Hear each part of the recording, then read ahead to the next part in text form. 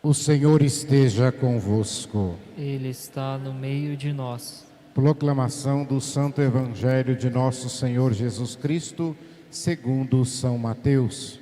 Glória a vós, Senhor. Tendo nascido Jesus na cidade de Belém, na Judéia, no tempo do rei Herodes, eis que alguns dos magos do Oriente chegaram a Jerusalém perguntando: onde está o rei dos judeus que acaba de nascer? Nós vimos a sua estrela no Oriente e viemos adorá-lo. Ao saber disso, o rei Herodes ficou perturbado, assim como toda a cidade de Jerusalém. Reunindo todos os sumos sacerdotes e os mestres da lei, perguntava-lhes onde o Messias deveria nascer. Eles responderam: em Belém, na Judéia, pois assim foi escrito pelo profeta: e tu, Belém, terra de Judá, de modo algum és a menor entre as principais cidades de Judá, porque de ti sairá um chefe, que vai ser o pastor de Israel, o meu povo. Então Herodes chamou em segredo os magos e procurou saber deles cuidadosamente, quando a estrela tinha aparecido. Depois os enviou a Belém, dizendo: ide e procurai obter informações exatas sobre o menino, e quando o encontrares, avisai-me para que eu também vá adorá-lo. Depois que ouviram o rei, eles partiram, e a estrela que tinham visto no Oriente ia diante deles, até parar sobre o lugar onde estava o menino. Ao verem de novo a estrela, os magos sentiram uma alegria muito grande. Quando entraram na casa, viram o menino com Maria, sua mãe. Ajoelharam-se diante dele e o adoraram. Depois abriram seus cofres e lhes ofereceram presentes: ouro, incenso e mirra. Avisados em sonho para não voltarem a Herodes, retornaram para sua terra, seguindo outro caminho. Palavra da salvação. Glória a vós, Senhor. Reverendíssimo Padre Neuci, presidente desta celebração eucarística, estimado seminarista Rodrigo, filho desta paróquia Santa Rita de Cássia, e que neste ano, se Deus quiser, será ordenado diácono e depois presbítero para a Igreja de Jesus. Hoje a Igreja então celebra esta grande solenidade da Epifania do Senhor. Parece um palavrão. E o que significa esse palavrão? Epifania. Epifania significa manifestação, revelação. Então, é quando Deus se manifesta. E esta solenidade da Epifania é considerada a festa da universalidade da salvação. A salvação que em Jesus, esse menino, é oferecida para toda a humanidade. Os magos que aqui são nomeados não são bruxos, não são adivinhos, diz a boa teologia que são estudiosos dos astros. Eles estudavam muito os astros. E assim, nós poderíamos hoje dizer que nós temos aí vários cientistas que estudam, os astrônomos. E nós tivemos agora recentemente, depois de 800 anos, a estrela de Belém apareceu novamente. Nós podemos ver aí as reportagens dessa estrela que o Evangelho de hoje fala, que estes estudiosos, aqui chamados de magos, seguiam a estrela. E se nominou cada um deles. A gente sempre fala, o povo que tem a tradição das companhias de santos reis, lembram os nomes de Gaspar, Melquior e Baltazar. Estes nomes têm significados que vêm do hebraico. O rei da luz, Melquior. O branco, que é da pureza, Gaspar. E Bitsarreia ou Baltazar, que é o Senhor dos tesouros. Então, o nosso Deus é um Deus da luz, o nosso Deus é o Deus da pureza, e o nosso Deus é o Deus do tesouro. O tesouro maior de todos nós cristãos está em Deus, está neste menino que se fez homem pelo seio da Virgem Maria. E por isso que nós vimos que na primeira leitura o profeta Isaías, ele profetizou esta invasão de dromedários, trazendo ouro, incenso e mirra. É claro que aqui fala desses 3 viajantes, como essa simbologia toda que nós conhecemos, mas talvez estivesse numa caravana um pouco mais de pessoas, porque assim que eles faziam antigamente, né, para poder levar os pertences, levar a provisão, né, dos alimentos para as viagens longas. Então geralmente era uma caravana de dromedários. E o profeta Isaías, então, ele já profetizou isso. E nessa solenidade da Epifania, nós vemos que esta profecia de Isaías se concretiza em Jesus, porque a escuridão e trevas que tomam conta da sociedade, ela é iluminada pela luz de Deus.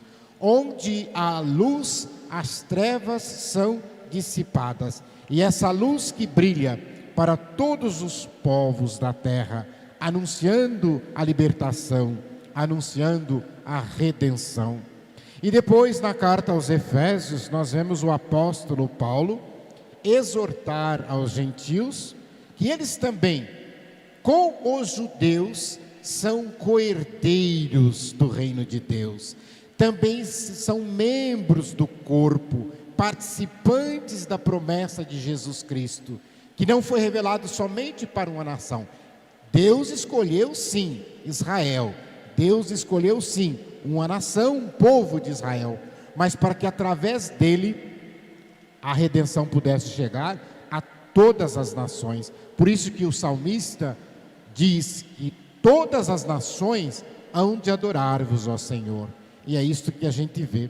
E quando então nós olhamos, e parece neste ano que nós acabamos de terminar, 2020, quantas nuvens atrapalhando as visões, quantas dúvidas, quanta incerteza, quantos cristãos zombados, quantas pessoas dizendo que Deus nos abandonou, dizendo que por causa da pandemia Deus não caminha mais conosco. Então é necessário nós perguntarmos, como fizeram os magos quando a estrela sumiu, quando eles não conseguiram ver fisicamente mais a estrela. E eu sempre costumo dizer que as luzes da cidade atrapalham a visão das estrelas.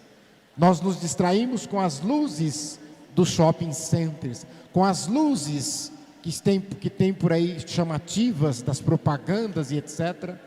E às vezes nós esquecemos de olhar para o alto. Nós temos um ditado chinês que diz assim, né? Que quem pergunta é bobo por 5 minutos. E quem não pergunta fica bobo a vida inteira. Por que eu coloco isso aqui? Porque quando os magos perderam a estrela, eles perderam o caminho, perderam a luz. O que eles fizeram? Eles foram perguntar. Foram até entrar em Jerusalém para perguntar.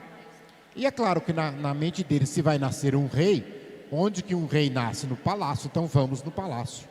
E por isso que eles se dirigem ao palácio para perguntar. E ao longo da história, sempre houve pessoas como os magos, que ao menor sinal de Deus se coloca a caminho, para encontrá-lo na simplicidade da vida, e não hesitam em se ajoelhar, e não hesitam em adorar o Senhor.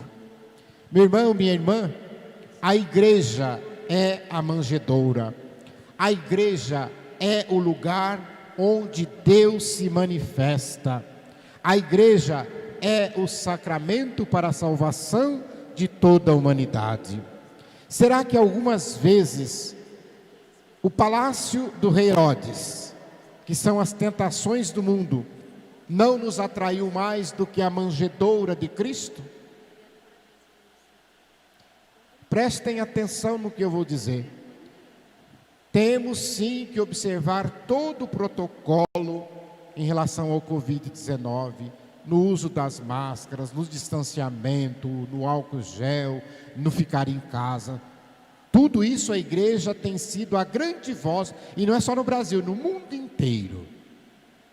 Mas nós temos que nos perguntar, nós não vimos tantos cristãos que se dizem católicos defender as missas como defendem a abertura dos shopping centers, dos restaurantes, dos lugares de festa, dessas luzes que distraem. Prestem atenção. Será então que nós realmente, agora nós estamos até amanhã com as missas presenciais proibidas, e a gente vê muita gente postar nas redes sociais: ai, eu não aguento mais sem a missa, ai, que saudade de Jesus, o meu Senhor. E aí quando abre a igreja, cadê? Não vem. Não vem. Se tivesse com muita sede, talvez tivéssemos que chamar a polícia, tamanha aglomeração na porta da igreja.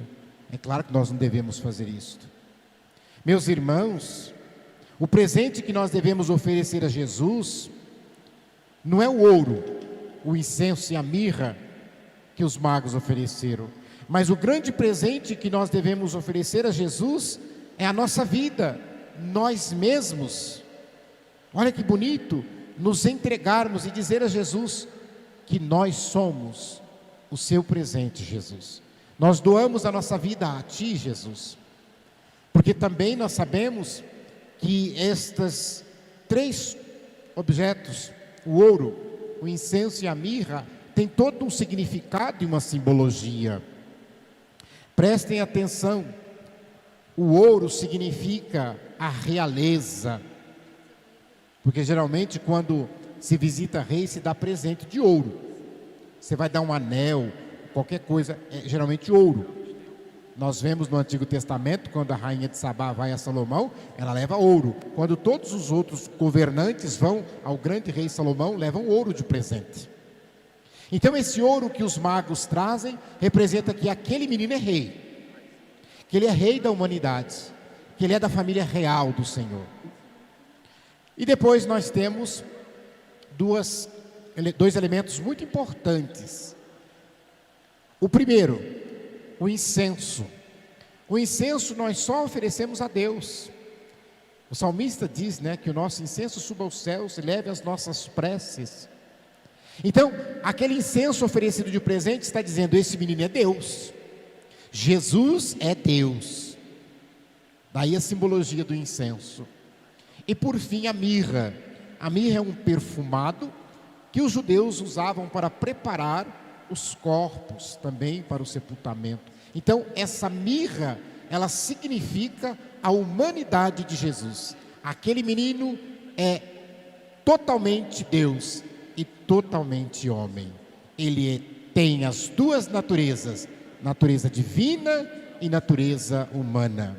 Então abrir os cofres significa para nós abrir o coração e colocar tudo à disposição do Senhor. São João Crisóstomo nos ensina que os magos não se puseram a caminho porque viram a estrela, mas eles viram a estrela porque eles estavam no caminho. Isso aqui é um recado para nós, porque tem muita gente que fica sentado esperando que Jesus venha trazer um recado. Eu estou esperando o Senhor me chamar, eu estou esperando uma manifestação extraordinária. Talvez, eu sempre repito, esteve esperando que o anjo Gabriel entra no seu quarto, como entrou no de Maria, para falar para você se pôr a caminho, igreja peregrina, trabalhar para o Senhor.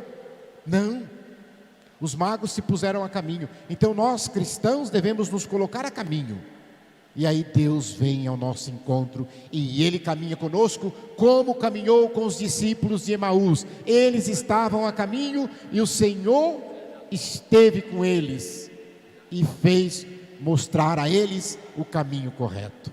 Olha que bonito tudo isso. Então nós cristãos devemos com a nossa vida ser uma epifania para o mundo, ou seja, manifestar, revelar Jesus para as pessoas. Será que as pessoas estão vendo alguma coisa de Deus em nós? Nós não podemos agir conforme o mundo. Nós teremos as mesmas tribulações que todo mundo tem, mas a nossa reação tem que ser diferente.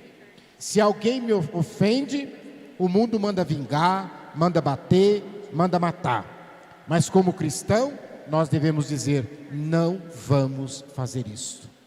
Não é o mundo que me direciona, mas é Jesus, esse que na Epifania se manifesta a toda a humanidade. É Ele que recebe nos magos todas as raças, o amarelo, o preto, o branco, para dizer que a salvação vem para todas as raças. É assim que nós devemos olhar para Jesus, ali na pobre manjedoura. Eu encerro esta reflexão lembrando a letra de uma canção que o povo mineiro principalmente conhece muito, né? Porque é em Minas que nós temos as tradições das companhias de Santos Reis, e essa música vários artistas gravaram, inclusive famosos, mas eu queria chamar a atenção para vocês num trechinho da letra desta canção. Vocês todos conhecem, né? Ela diz assim, ó: ó Deus, salve o oratório, ó Deus, salve o oratório, onde Deus fez a morada, oi, ai, meu Deus, onde Deus fez a morada, oi, ai. Preste atenção.